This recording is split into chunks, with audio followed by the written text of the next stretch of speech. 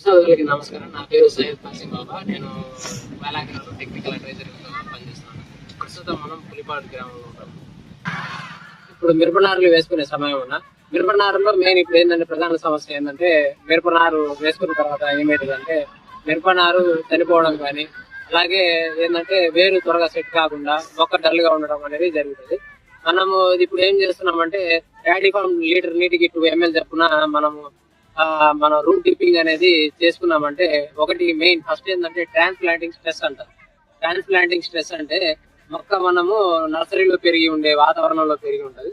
అదే మనం ప్రధాన పొలంలో వచ్చినప్పుడు ఏమవుతుంది అంటే మొక్క అనేది స్ట్రెస్ కి గురవుతుంది. అప్పుడు ఏంటంటే వేరు వ్యవస్థ కానీ అలాగే మొక్క స్ట్రెస్ లోకి పోవడం వల్ల మొక్క చనిపోవడం ఛాన్సెస్ ఎక్కువ ఉంటుంది. ఈ ట్రాన్స్ప్లాంట్ స్ట్రెస్ అనేది మనకి ర్యాడీ ఫామ్ వేర్లలో ముంచుకొని ఈ ప్రధాన పొలంలో నాటుకుంటే ఏంటంటే ట్రాన్స్ప్లాంట్ స్ట్రెస్ అనేది తగ్గించి అలాగే మొక్కలు చనిపోయే శాతం అనేది బాగా తగ్గించడం జరుగుతుంది.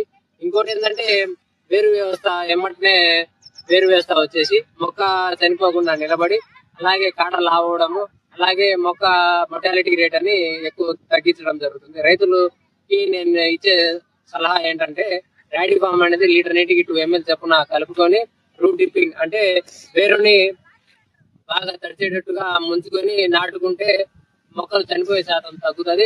అలాగే మీకు ఏంటంటే పొడి మొక్కలు అంటే ప్రధాన పొలంలో మొక్కలు నాటుకున్న తర్వాత మొక్కలు చనిపోయిన తర్వాత మళ్ళీ వేరే మొక్కలు కొత్త మొక్కలు నాటాల్సిన అవసరం అనేది చాలా చాలా వరకు తగ్గించుకోవచ్చు.